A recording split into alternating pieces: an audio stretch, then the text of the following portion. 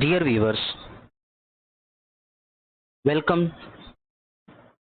Edify City is presenting video lecture series on human anatomy and physiology. In module of respiratory system, in this video, we are going to discuss about control of respiration. So far in this module, we have covered different aspects of anatomy and physiology of different parts of respiratory system. In this video, we are going to discuss about what is respiratory center and what is the role of respiratory center in mechanism of respiration. In normal healthy adults, at rest about 200 ml of oxygen are used each minute by body cells. Whereas during exercise, this demand increases up to 15 to 20 fold. However, in elite endurance trained athletes, this demand of oxygen increases by 30 fold. So to match the respiratory effort to make up the metabolic demands, several mechanisms operate in the body. These mechanisms effort to increase the respiratory rate. So to increase the depth of respiration, size of thorax should be altered. And size of thorax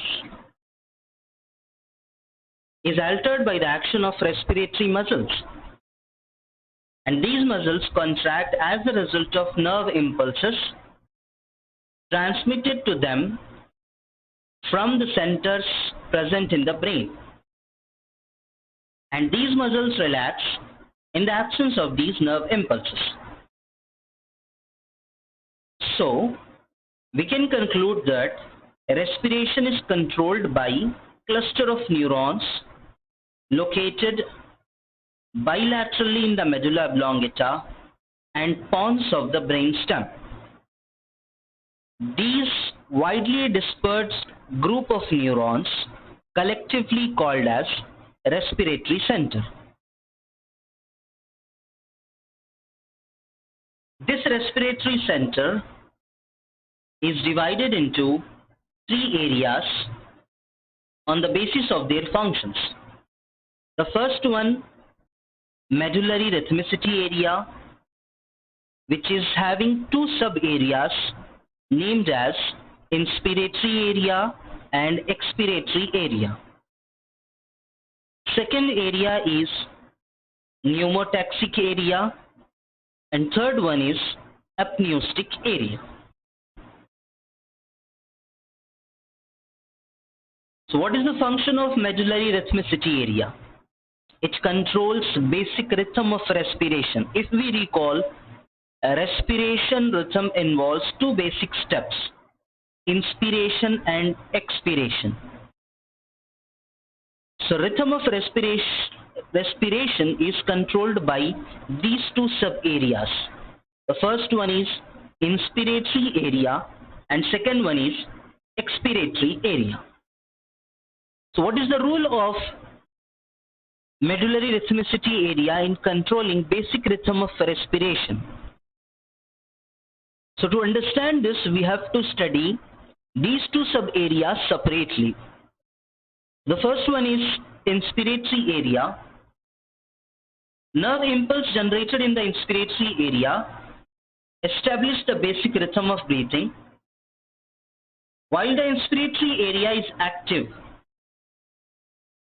it generates nerve impulses for about 2 seconds.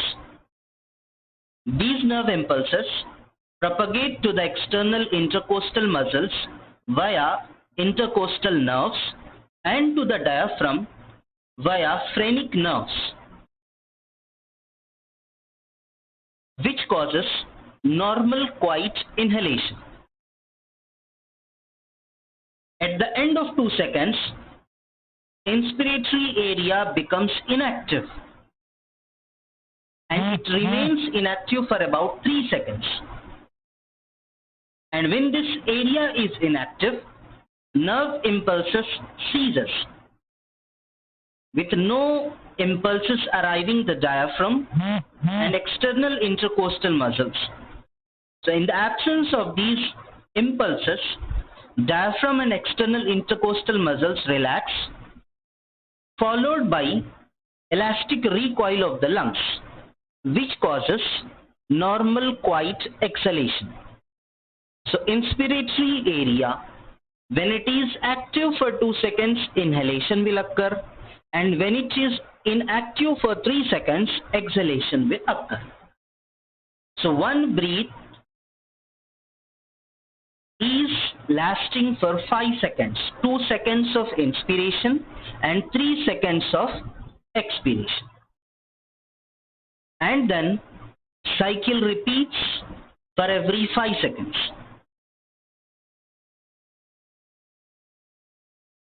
The rule of medullary rhythmicity area in controlling forceful breathing. The previous one was in basic rhythm of respiration, and here we are going to discuss about control on forceful breathing. So when the inspiratory area is active,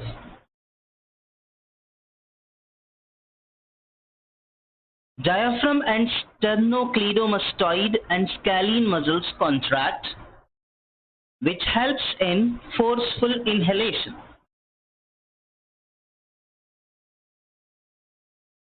Neurons of expiratory area remain inactive during quiet breathing. However, during forceful breathing, nerve impulses from the inspiratory area activate the expiratory area. So when this area is activated, it will cause the contraction of internal intercostal and abdominal muscles. And when these muscles contract, it results in forceful exhalation. So we can note a point here. The muscles which are involved in forceful inhalation are diaphragm and sternocleidomastoid muscle and scalene muscle, whereas the muscles which are involved in forceful exhalation are internal intercostal muscles and abdominal muscles. After completion of this first area, that is medullary rhythmicity area, we are going to second, that is pneumotaxic area.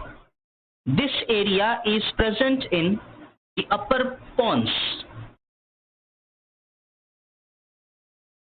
It coordinates the transition between inhalation and exhalation, transmit inhibitory impulses to the inspiratory area. So we can see clearly from the diagrammatic representation, pneumotaxic area is sending inhibitory impulses to the inspiratory area. Major effect of these nerve impulses is to help turn off the inspiratory area before the lungs become too full of air. In other words, the impulses shorten the duration of inhalation. So, when the pneumotaxic area is more active, breathing rate is more rapid. Third area is apneustic area. It is present in lower pons. So we can recall a point here. The areas which are present in pons are two. The first one, pneumotaxic area, and second one is apneustic area. So apneustic area is present in the lower pons. This area also coordinates the transition between inhalation and exhalation. It sends stimulatory impulses to the inspiratory area that activate it and prolong inhalation. The result is long, deep inhalation. So we can recall, with impulses from pneumotaxic area, inhalation is short, and with the impulses from apneustic area, inhalation is long and deep. When the pneumotaxic area is active, it overrides the signals from apneustic area. Now, depth and rate of breathing. Inspiratory depth is determined by how actively the inspiratory center stimulates the inspiratory muscles. So, how actively the respiratory center is stimulating the respiratory muscles will determine the inspiratory depth. And rate of respiration is determined by how long the inspiratory center is active. So respiratory center in the pons and medulla are sensitive to both excitatory and inhibitory stimuli. So there are various stimuli which will either excite the depth and rate of breathing, or they will inhibit the depth and rate of breathing. So stimuli that increases rate and depth of breathing. The first one is cerebral cortex rule. Cerebral cortex has connection with the respiratory center. We can voluntarily alter our pattern of breathing. We can even refuse to breathe at all for a short time. Voluntary control is protective because it enables us to prevent water or irritating gases from entering the lungs. The ability to not breathe, however, is limited by the buildup of carbon dioxide and H+ ions in the body. So when partial pressure of carbon dioxide increases and H+ ion concentration increases to a certain level, automatically inspiratory area is strongly stimulated and breathing resumes, whether the person wants it to or not. So this abnormally elevated carbon dioxide level in the blood is called as hypercapnia or hypercarbia. So in response to hypercapnia or hypercarbia, voluntary hyperventilation will occur. Hyperventilation means increased depth and rate of breathing that allows the inhalation of more oxygen and exhalation of more carbon dioxide. So, cerebral cortex, by causing voluntary hyperventilation, will increase the rate and depth of breathing. Second factor is increase in arterial blood partial pressure of carbon dioxide above 40 mmHg. This is detected by peripheral and central chemoreceptors. The respiratory center is controlled by these chemoreceptors. These chemoreceptors are of two types: central chemoreceptors and peripheral chemoreceptors. Central chemoreceptors are located in medulla oblongata in the central nervous system. Peripheral chemoreceptors are located in aortic bodies and carotid bodies. Central chemoreceptors will respond to change in H+ ion concentration or partial pressure of carbon dioxide in CSF, whereas peripheral chemoreceptors respond to change in H+ ion concentration, partial pressure of carbon dioxide and partial pressure of oxygen in the blood. So, whenever there is increase in partial pressure of carbon dioxide, it will induce increase in rate and depth of breathing. Third factor is decrease in arterial blood partial pressure of oxygen from 105 mmHg to 50 mmHg. This change is detected by peripheral chemoreceptors only. Central chemoreceptors don't have the rule in detecting the concentration of partial pressure of oxygen in blood. So whenever there is decrease in arterial blood partial pressure of oxygen, it will increase rate and depth of breathing. Next factor is increased activity of proprioceptors. Proprioceptors are those receptors which monitor movement of joints and muscles. So for example, as soon as you start exercising, your rate and depth of breathing increases even before change in partial pressure of oxygen, carbon dioxide or H+ ion concentrations in the blood. The main stimulus for these quick changes in respiratory effort is input from proprioceptors. So nerve impulses from the proprioceptors stimulate the inspiratory area of the medulla oblongata and increase the rate and depth of breathing. Fifth factor is increase in body temperature will also increases rate and depth of breathing. For example, in fever or vigorous muscular exercises. Prolonged somatic pain also increases respiratory rate.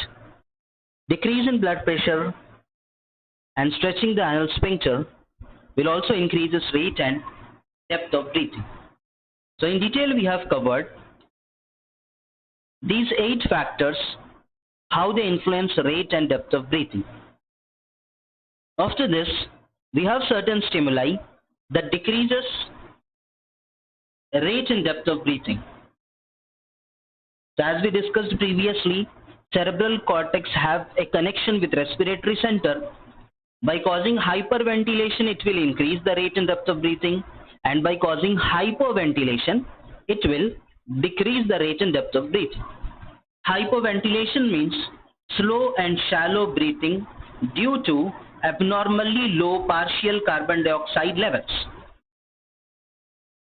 Second factor is decrease in arterial blood carbon dioxide levels below 40 mmHg will cause decrease in H+ ion concentration, will result in decrease in rate and depth of breathing.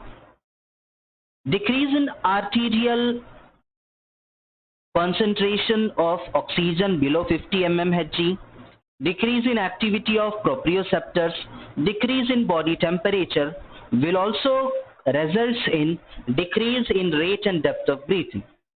Severe pain causes apnea.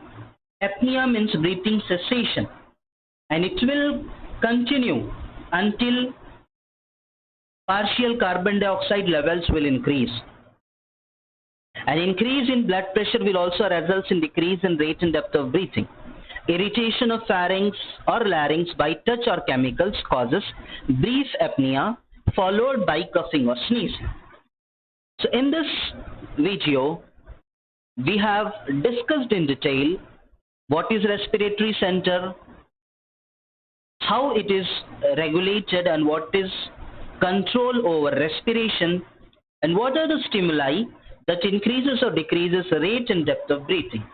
In the next part, we will be dealing with what is artificial respiration.